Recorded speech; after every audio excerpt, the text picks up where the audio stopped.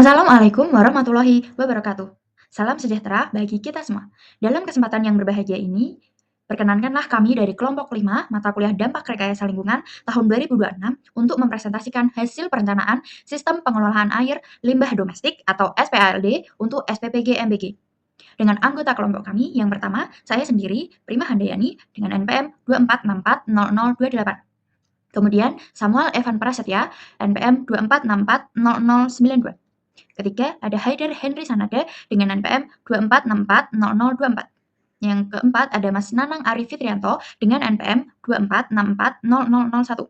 Yang terakhir, ada Mas Adimas Hifni Syafiani dengan NPM 24640050. Selanjutnya, langsung boleh dilanjutkan oleh Mas Nanang Arif Fitrianto. Selanjutnya adalah pendahuluan. Di bab pendahuluan ini ada beberapa yang ingin saya sampaikan, yaitu latar belakang, rumusan masalah, batasan masalah, tujuan penulisan, manfaat penulisan, dan sistem singkat penulisan. Yang pertama yaitu latar belakang. Pertumbuhan urbanisasi peningkatan taraf hidup masyarakat membawa dampak ganda bagi lingkungan hidup. Di satu sisi, pembangunan infrastruktur meningkatkan ekonomi. Namun, di sisi lain, volume limbah yang dihasilkan dari aktivitas domestik semakin membebani daya dukung alam. Air limbah domestik yang terdiri dari greywater serta blackwater mengandung polutan organik tinggi, nutrisi berlebih, serta mikroorganisme protein dan berpotensi memicu fenomena obsesi dan penyebaran penyakit berbasis air. Dalam konteks rekayasa lingkungan, membuang limbah secara langsung ke badan air tanpa pengolahan primer maupun sekunder merupakan tindakan yang tidak melanggar hukum berkelanjutan. Oleh karena itu, diperlukan sebuah pendekatan sistematik yang diatur dalam Peraturan Menteri Pekerjaan Umum dan Perumahan Rakyat Nomor 4 PRPM 2017 tentang penyelenggaraan sistem pengolahan air limbah domestik. Regulasi ini bukan sekedar aturan birokrasi, melainkan panduan teknis esensial untuk memastikan bahwa setiap tetes limbah kembali ke alam telah memenuhi baku mutu air limbah yang ditetapkan.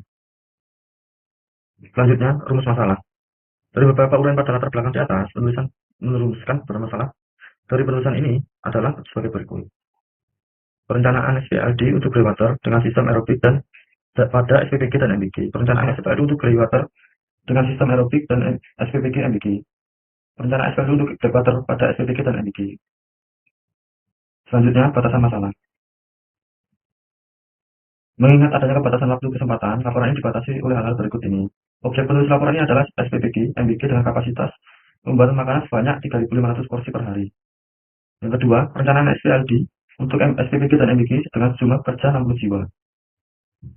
Lalu selanjutnya, tujuan penulisan. Tujuan penulisan berdasarkan rumusan masalah di atas adalah sebagai berikut. Merencanakan SPLD, SPPG, MBG untuk greywater dengan sistem aerobik sesuai dengan ketentuan Permen PUPR nomor 4 PRDM 2011 tentang penyelenggaraan sistem pengolahan air limbah domestik. Merencanakan SPLD, SPPG, MBG untuk greywater tentang sistem aerobik sesuai dengan ketentuan Permen PUPR nomor 4 PRDM 2017 tentang penyelenggaraan sistem pengolahan air limbah domestik. Merencanakan SPLD, MBG untuk blackwater sesuai dengan ketentuan Permen PUPR nomor 4 PRDM 2017 tentang penyelenggaraan sistem pengolahan air limbah domestik.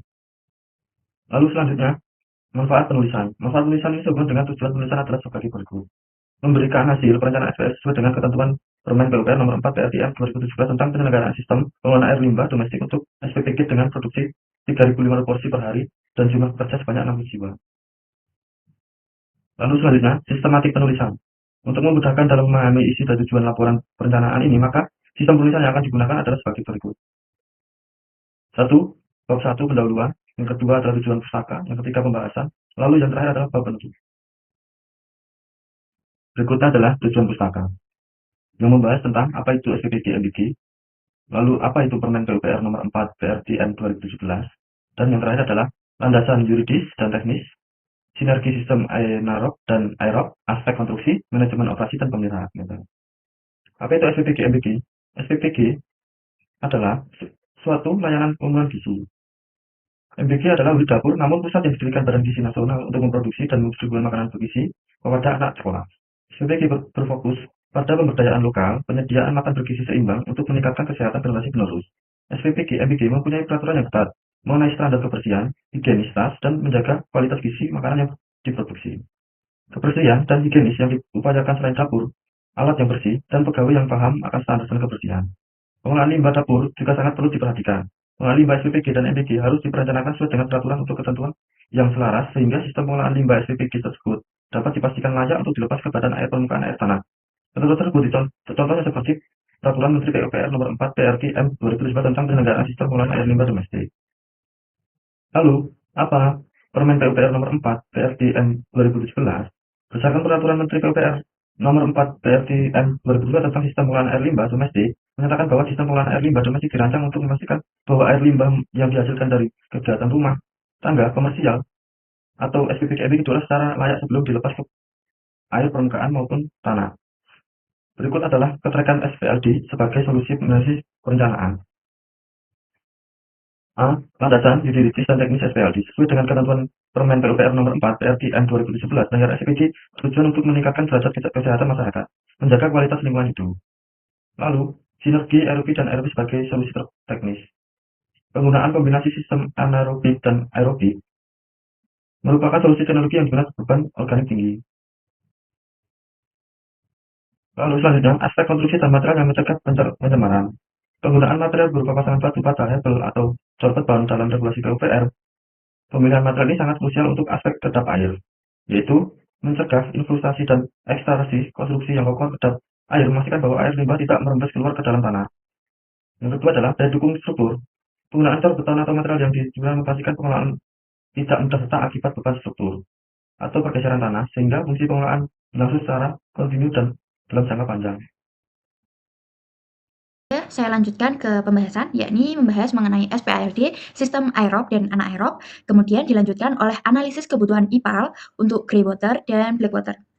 Definisi SPALD aerob sendiri adalah sistem pengelolaan air limbah yang menggunakan mikroorganisme dengan bantuan oksigen atau aerasi untuk menguraikan zat pencemar organik menjadi karbon dioksida, air, dan biomasa. Proses ini sangat efisien dalam menurunkan polutan organik, nitrogen, fosfor, sehingga cocok untuk pengolahan lanjutan atau secondary treatment agar hasil F1 lebih bersih.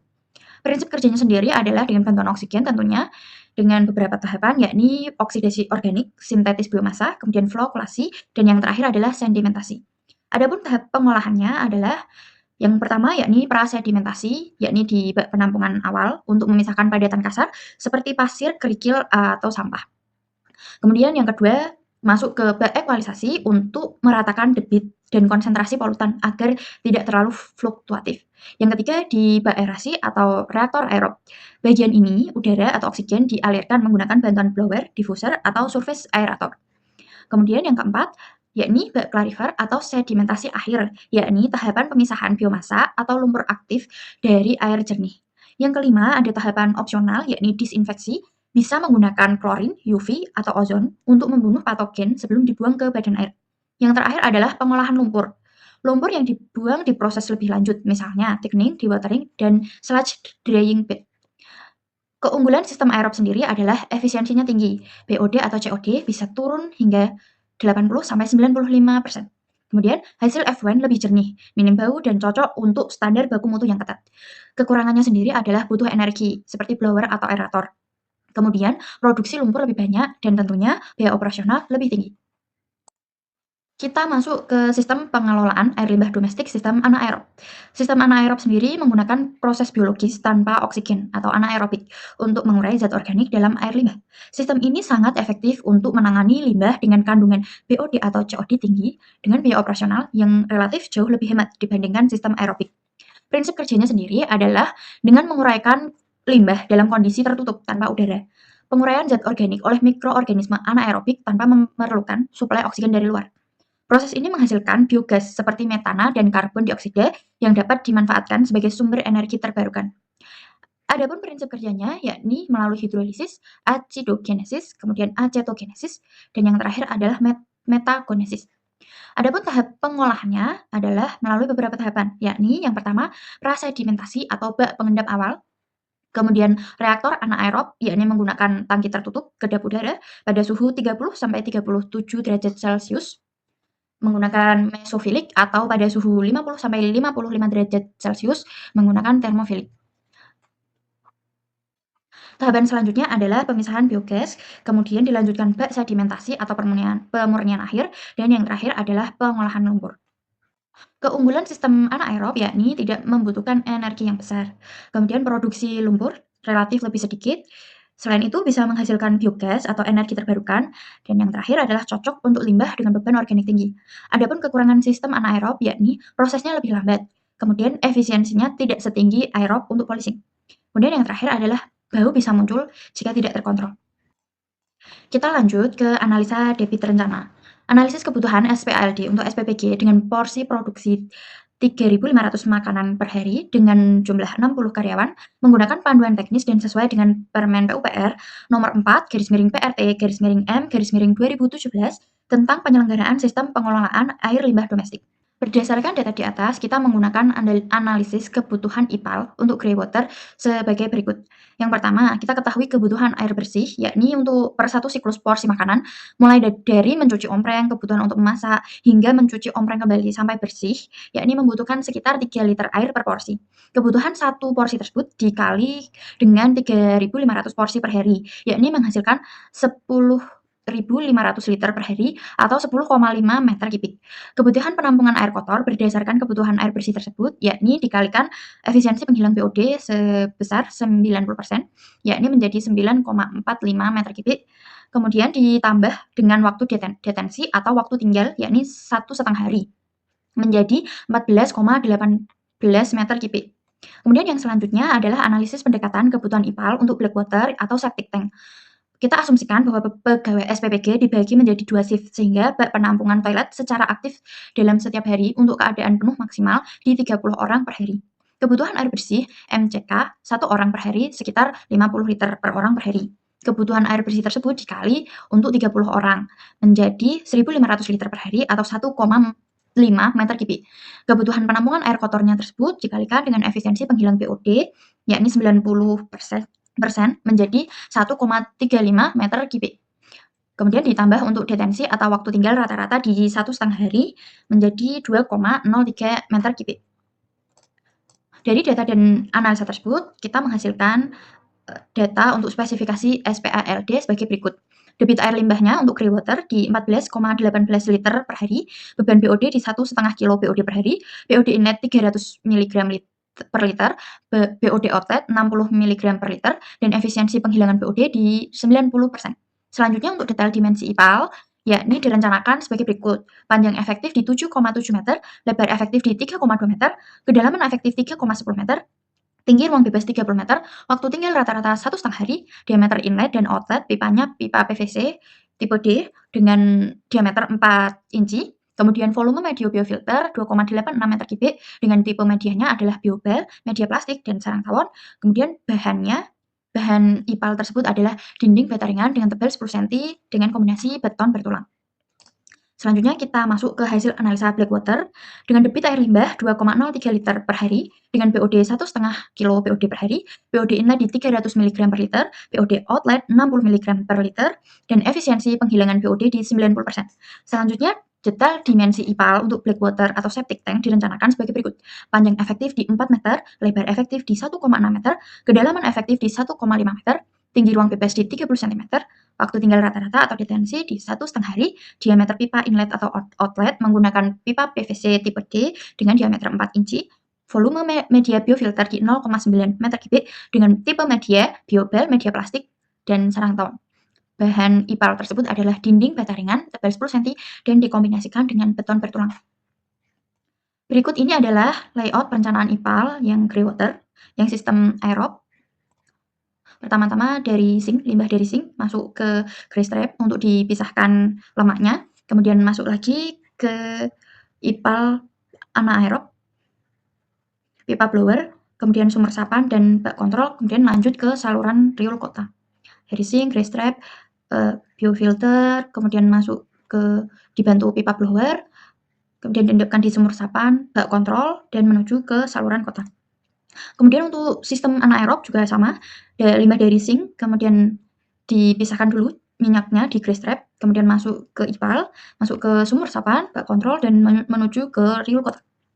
Gambar potongannya untuk sistem anaerob, ini bedanya dengan sistem aerob tadi adalah tanpa blower, jadi menggunakan bantuan kedap udara saja. Yang terakhir adalah perencanaan IPAL untuk blackwater atau septic tank. Pertama-tama limbah diperoleh dari toilet, kemudian disalurkan dari pipa PVC diameter 4 inci dengan tipe D, kemudian masuk ke septic tank, kemudian lanjut ke sumur resapan, bak kontrol, dan menuju saluran kota. Adapun di septic tank terdapat beberapa segmen, yakni penyaring atau filter, kemudian masuk ke fixed media PVC atau tempat perkembangan bakteri, kemudian masuk lagi ke media biobal HDPE, yakni tempat tinggal atau regenerasi bakteri, kemudian masuk lagi dan disalurkan nanti ke sumur resapan, dikontrol, dibawa kontrol, kemudian menuju ke saluran atau ril kotak. Begitulah presentasi dari kami. Kita masuk ke kesimpulan dan saran. Yang pertama, implementasi pengolahan bertahap, atau kita bisa gunakan kombinasi sistem pengelolaan air limbah dengan menggunakan anaerobik dan aerobik. Jadi tidak dipilih salah satu, melainkan mengkombinasikan sistem keduanya agar hasil dapat lebih optimal. Kemudian yang kedua, pertimbangan untuk penggunaan grease trap pada air limbah yang dari sink. Jadi untuk minyak kita bisa pisahkan terlebih dahulu, sehingga air limbah yang masuk ke dalam IPAL itu sudah benar-benar bersih. Kemudian yang ketiga, konsistensi material yang kedap tahan air. Kita perlu menyediakan sistem struktur atau sistem bangunan untuk IPAL sendiri adalah dengan material yang baik sesuai standar SNI, seperti penggunaan atau pembuatan beton bertulang yang baik dan pasangan batu yang baik, agar kedap terhadap air dan tidak ada kebocoran. Kemudian yang keempat, penyediaan energi cadangan untuk aerasi apabila anaerobnya tidak bisa. Kemudian yang kelima, manajemen lumpur dan pemeliharaan berkala. Yang terakhir adalah sosialisasi higienitas kepada pegawai SPPG. Kita perlu mengedukasi kepada pegawai SPPG untuk tidak membuang sampah atau limbah dapur ke sink, karena itu dapat menyumbat saluran atau pipa dan memperlambat proses dalam pengelolaan air limbah itu sendiri. Demikian presentasi dari kelompok kami. Apabila ada kurang dalam perkataan maupun materi di PPT, kami sampaikan mohon maaf dan terima kasih.